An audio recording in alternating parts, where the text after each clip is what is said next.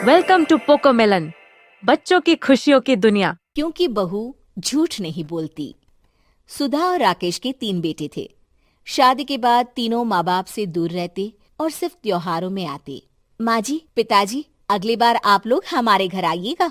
अरे नहीं बहू, सब यहीं आ जाते हैं तो घर खिला खिला लगता है। हाँ बहू, तू हमेशा बुलाती है तो जरूर आएंगे तेरे पास भी। हाँ हाँ, दीदी का घर बड़ा जो है, सब कुछ आपने शादी के बाद दीदी को ही तो दे दिया था। हमें भी दिया होता तो हम भी बड़ा घर लेते।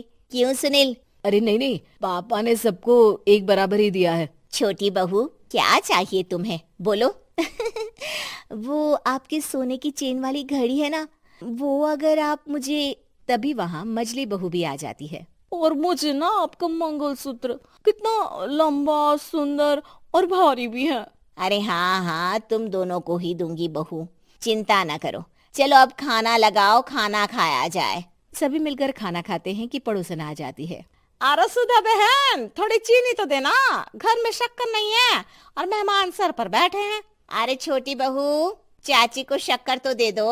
अरे मजली दीदी, आप दे दीजिए ना, मैं यहाँ कम आती हूँ तो मुझे पता ही नहीं है कि सासू माँ सारी चीजें कहाँ रखती है। और तुम, मैं कौन सा यहाँ रोज शक्कर फाँकने के लिए आती हूँ, मुझे भी नहीं है पता। तभी बड़ी बहू हाथ में चीनी की कटोरी लेकर आती है। चाची, शक्कर आप लोगों का बड़ा सहारा है माँ जी और पिताजी को, वरना हम लोग तो यहाँ रहते ही नहीं। आप जैसे पड़ोसी हैं तो हम निश्चिंत है। और जीती रहे बहू, अब तो ये घर पड़ोस कम परिवार ज्यादा लगता है। सुधा अपनी बड़ी बहू को देखकर बहुत खुश रहा करती थी। वो उससे अक्सर घंटों बात भी किया करती, लेकिन दोनों दूसरी बहुओं का भी वो समझती थी कि शायद छोटी है, वक्त आने पर संभल जाएंगी। समय आ जाता है जब सभी को वापस जाना होता है।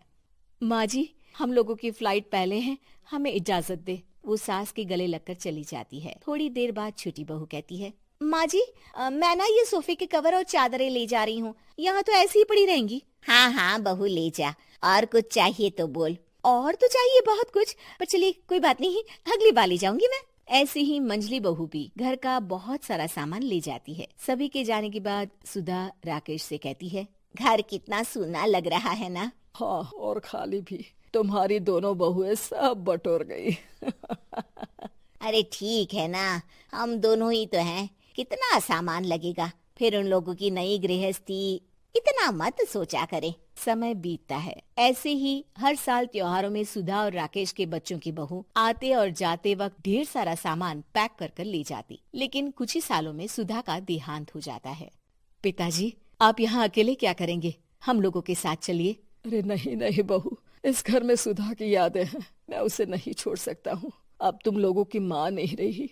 देख लो, वैसे तो मैंने उसके जीते जी सब कुछ दे दिया है, लेकिन कुछ उसका पर्सनल कीमती सामान था जो ये है, ले लो। सामान में होती है एक घड़ी और एक मंगलसूत्र। माँ जी ने कहा था कि वो ये घड़ी मुझे देंगी। हाँ हाँ, पिताजी, माँ ने सबके सामने ये घड़ी सरिता को देने के लिए कहा था। उठा लो सरिता माँ की घड़ी। अब क्या था, छोटी बहू फट से घड़ी उठा लेती है। और पिताजी, ये मंगलसूत्र तो माँ ने मुझे ही देने को कहा था, याद है ना। वो सभी की ओर इशारा करती है। तू भी ले ले ये हार बेटा, कोई बात नहीं। मंजली फटाक से हार उठा लेती है। ससुर बड़ी बहू की तरफ देखते हैं। तुझे क्या दूं बेटा? पिताजी, माँ ने एक चीज मेरे लिए भी रखी है। सभी के कान खड़े हो जाते हैं कि आखिर सास ने क्या रखा होगा बड़ी के लिए। अरे माँ जी तो दीदी से प्यार भी ज्यादा ही करती थी, हमेशा उनसे बात किया करती। जरूर कोई बड़ी और अपनी प्रिय चीज दी होगी दीदी को। और देख लेते हैं ना, वरना तो हम भी बराबर का बंटवारा करेंगे। हाँ हाँ, कर लेना बंटवारा। लेकिन बड़ी बहू, बताओ तो सुधा ने क्या रखा है तुम्हारे लिए?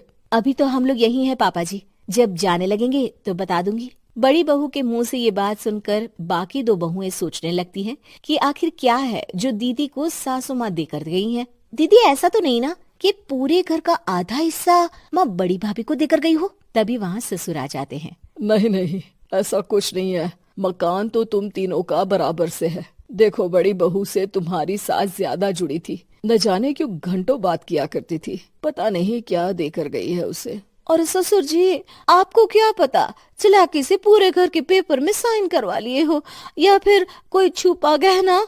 आखिर मकान पूरा तो आपने सासू माँ के नाम ही कर रखा था ना। अब घर में ये सस्पेंस बन जाता है कि आखिर बड़ी बहू क्या लेकर जाएगी। फिर वो दिन भी आ जाता है जब बड़ी बहू के जाने का समय हो जाता है। बेटा, परसों तुम चली जाओगी, बताया नहीं माँ ने तुम्हें क्या दिया?